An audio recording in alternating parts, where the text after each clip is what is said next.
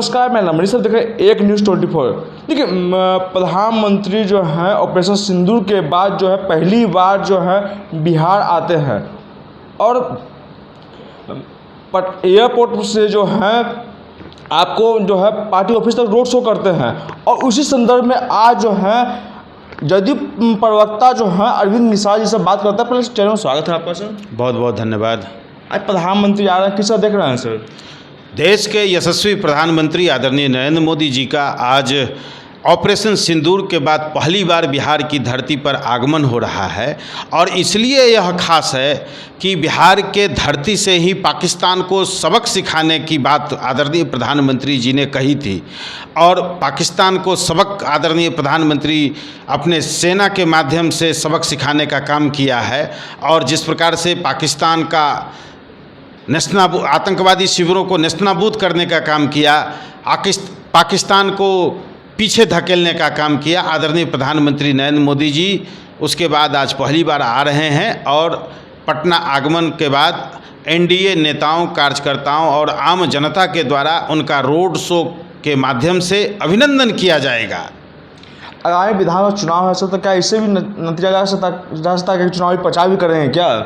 नहीं, अभी आदरणीय प्रधानमंत्री जी कल पटना एयरपोर्ट के नए टर्मिनल भवन का उद्घाटन करेंगे, बिहटा में नए एयरपोर्ट का शिलान्यास करेंगे और उसके बाद विक्रमगंज में देश को संबोधित करेंगे। और बिहार में 50,000 करोड़ की लागत से विभिन्न परियोजनाओं का उद्घाटन, शिलान्यास कार्यक्रम करेंगे, जिसमें विद्युत की परियोजनाएं हैं, जिसमें सड़कों की परियोजनाएं हैं, अन्य तरह की परियोजनाएं शामिल है। आदरणीय प्रधानमंत्री जी का बिहार से विशेष लगाव है और जब जब बिहार की चर्चा होती है, जब जब बिहार आदरणीय प्रधानमंत्री जी आते हैं तो बिहार को खास सौगात देते हैं। इस बार भी बिहार को खास सौगात देने के लिए आदरणीय प्रधानमंत्री जी का बिहार शुभागमन आज हो रहा है।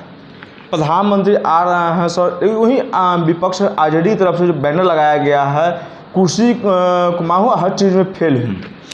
अब फिर नौवीं फेल स्वयं नेता प्रतिपक्ष है, यह बताने की ज़रूरत नहीं है। जो व्यक्ति नौवीं पास नहीं कर सका हो, जिनके माता पिता राज्य का मुख्यमंत्री रहा हो, वह आदमी नौवीं फेल कर जाता हो, यह शर्मनाक विषय है। एक नंबर 2, जो व्यक्ति नकली झूठा जातीय जनगणना का क्रेडिट लेने का काम करने चले थे, उसमें वो फेल कर गए। बिहार में आदरणीय मुख्यमंत्री नीतीश कुमार जी के नेतृत्व में जातीय जनगणना सफलतापूर्वक हुआ। देश के आदरणीय प्रधानमंत्री नरेंद्र मोदी जी ने अब राष्ट्रीय स्तर पर देश में जातीय जनगणना कराए जाने का फैसला किया है। इस फैसले से उन मुद्दा विहीन हो गए हैं, इसमें भी वो फेल कर गए।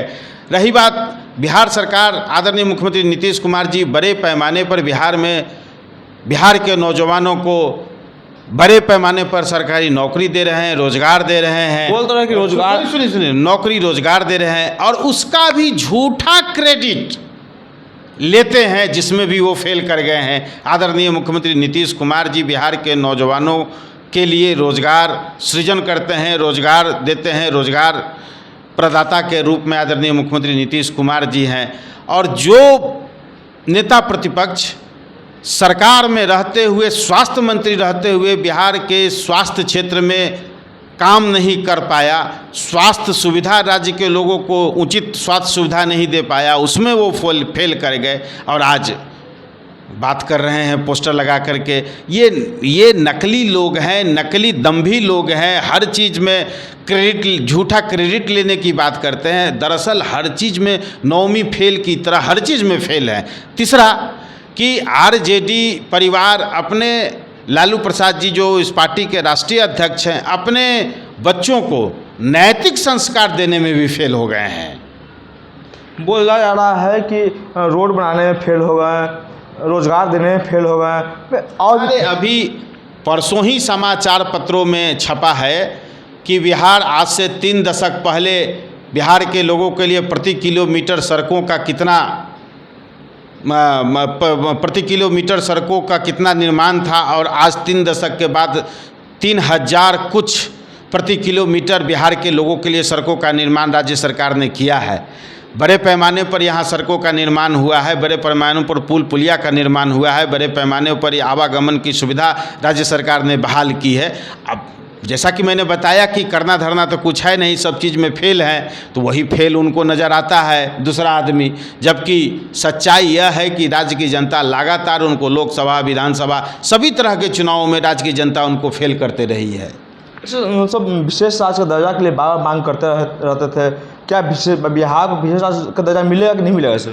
देखिए, आदरणीय प्रधानमंत्री जी बिहार को विशेष पैकेज, विशेष राशि, और इस बार के बजट में जो भारत सरकार का बजट पास हुआ है, विपक्षी दल के लोग, कांग्रेस के लोग, राष्ट्रीय जनता दल के लोग पार्लियामेंट में, लोकसभा में कहने का काम किया कि यह देश का बजट नहीं बिहार का बजट है।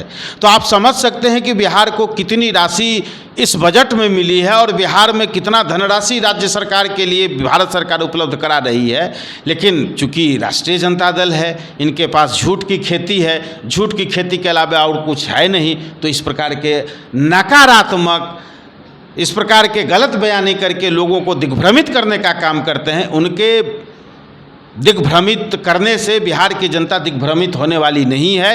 राज्य की जनता सचेत है, राज्य की जनता जानती है कि हमारे लिए आदरणीय मुख्यमंत्री नीतीश कुमार जी काम करते हैं।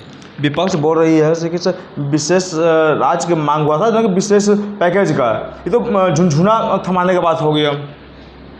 अब झुनझुना तो उनको राज्य की जनता थमा ही दिया है, लगातार थमा ही रहा है, चाहे वो 2020 का विधानसभा चुनाव हो, 2019 का लोकसभा का चुनाव हो, उसके पहले 2010 का विधानसभा का चुनाव हो, उसके पहले 2005 का विधानसभा का चुनाव हो। लगातार तो बिहार विधानसभा चुनाव में जनता, राष्ट्रीय जनता दल को, लालू जी को, तेजस्वी जी को झुंझुना थमा ही रही है। तो आप सुन रहे थे जदयू प्रवक्ता अरविंद निशाद जी को, ये सारे प्रश्न जवाब दिए। तमाम खबर देखने के लिए एक न्यूज़ 24 से बने रहें। धन्यवाद।